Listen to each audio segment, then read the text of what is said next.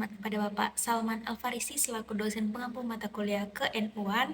Saya Elsa Letrul Narsana dengan NIM P022339.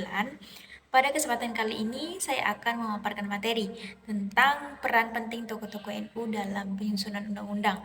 Baiklah, langsung saja kita masuk ke dalam materi.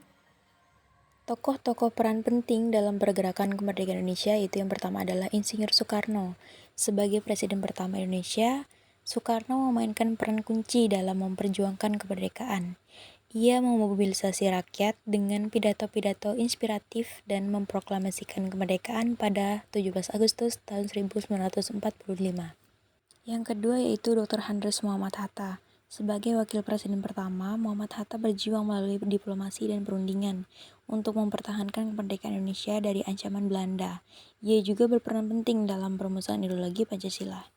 Yang ketiga yaitu terdapat Jenderal Sudirman.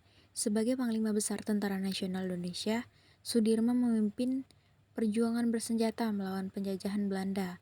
Ia dikenal sebagai sosok pemimpin militer yang cerdas dan pemberani.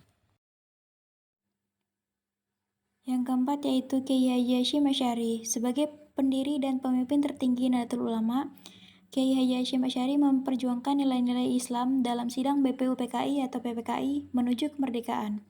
Beliau mengeluarkan resolusi jihad 1948 yang menggerakkan Laskar NU melawan Belanda secara bersenjata.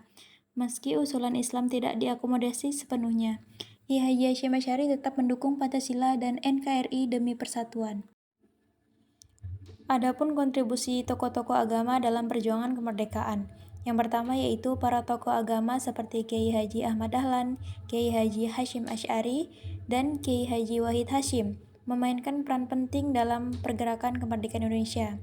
Yang kedua, mereka tidak hanya menyuarakan semangat nasionalisme dan arti kolonialisme, tetapi juga mempersatukan umat Islam untuk berjuang melawan penjajahan Belanda.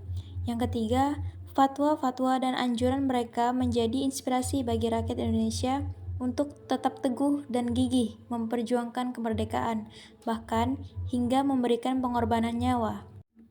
Adapun peran ulama NU dalam penyusunan Undang-Undang Dasar. Yang pertama, keterlibatan aktif.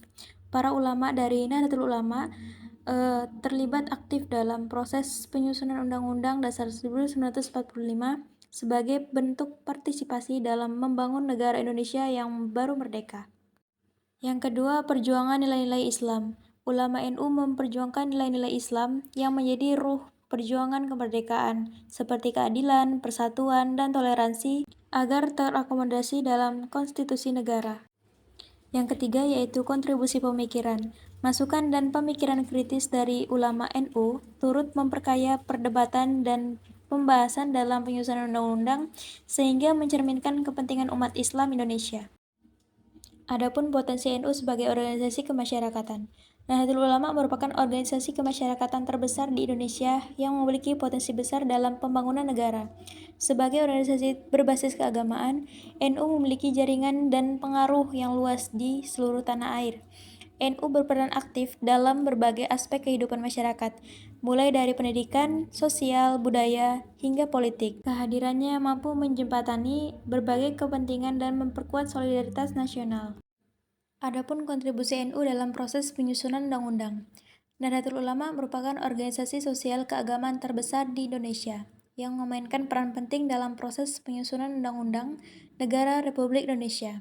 Para ulama dan tokoh NU terlibat aktif dalam perdebatan dan negosiasi untuk menjamin kepentingan umat Islam.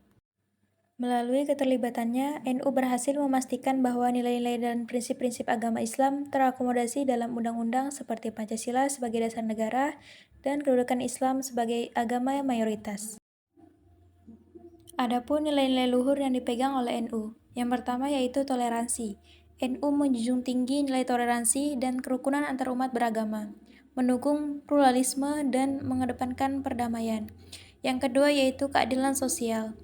Nilai keadilan sosial menjadi komitmen NU dalam memperjuangkan kesejahteraan dan hak-hak rakyat, khususnya kaum marginal. Yang ketiga yaitu demokrasi. NU berkomitmen pada sistem demokrasi yang menjamin kebebasan berpendapat dan keterlibatan masyarakat dalam pengambilan keputusan. Yang keempat yaitu moderasi beragama. NU menekankan pentingnya moderasi dalam beragama, menghindari ekstremisme dan radikalisme, serta menjaga keharmonisan antarumat. Adapun tantangan dan hambatan yang dihadapi oleh NU, yang pertama yaitu perbedaan pandangan. Sebagai organisasi kemasyarakatan terbesar di Indonesia, NU menghadapi tantangan berupa perbedaan pandangan di antara anggotanya. Hal ini sering menjadi hambatan dalam mengambil keputusan penting. Yang kedua yaitu kendala dalam pendanaan. Kegiatan dan program NU yang luas membutuhkan sumber pendanaan yang memadai. Kesulitan dalam memperoleh dana dapat menjadi hambatan dalam mewujudkan rencana strategis NU. Yang ketiga yaitu konsolidasi internal. Sebagai organisasi besar, NU perlu terus melakukan konsolidasi internal agar dapat bersinergi dalam mencapai tujuan bersama. Kesulitan dalam mempertahankan solidaritas dapat menjadi tantangan tersendiri. Yang keempat yaitu adaptasi teknologi.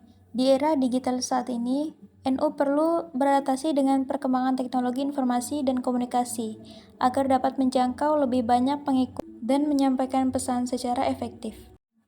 Adapun dampak keterlibatan NU dalam penyusunan undang-undang. Yang pertama yaitu kemitraan strategis. Keterlibatan NU dalam penyusunan undang-undang telah membangun kemitraan strategis antara organisasi kemasyarakatan dan pemerintah, memperkuat integrasi nasional. Yang kedua yaitu sumbangan pemikiran. Gagasan dan pemikiran dari tokoh-tokoh NU memberikan kontribusi berharga dalam proses penyusunan konstitusi negara Indonesia. Yang ketiga yaitu keseimbangan kepentingan. Peran aktif NU menjamin keseimbangan kepentingan berbagai kelompok dalam masyarakat, sehingga undang-undang dapat diterima secara luas. Adapun kesimpulan peran tokoh-tokoh dan potensi NU dalam pembentukan negara Indonesia. Peran penting tokoh-tokoh nasional seperti Soekarno-Hatta dan Agus Salim dalam memperjuangkan kemerdekaan Indonesia tidak dapat dipisahkan dari kontribusi organisasi keagamaan seperti Nahdlatul Ulama.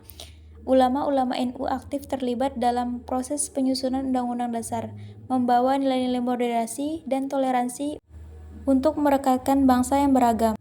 Potensi NU sebagai organisasi kemasyarakatan terbesar di Indonesia dapat terus dioptimalkan untuk menjaga keutuhan NKRI di masa depan. Nah, jadi itulah dia tadi pemaparan materi dari saya. Kurang dan lebihnya mohon maaf. Jika ada kebenaran itu datangnya dari Allah, dan jika ada kesalahan itu murni dari saya pribadi. Allahumma fiq ila aqwamit thoriq. Assalamualaikum warahmatullahi wabarakatuh.